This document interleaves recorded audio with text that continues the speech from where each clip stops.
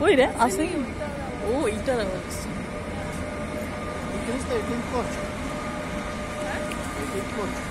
এটা হচ্ছে এখানে গুড মর্নিং হাওয়ার ইউ ভালো আছি।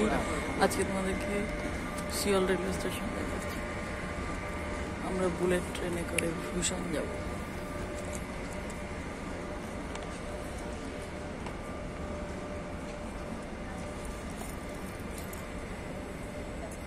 তাকা ওইদিকে, একদিকে তাকা।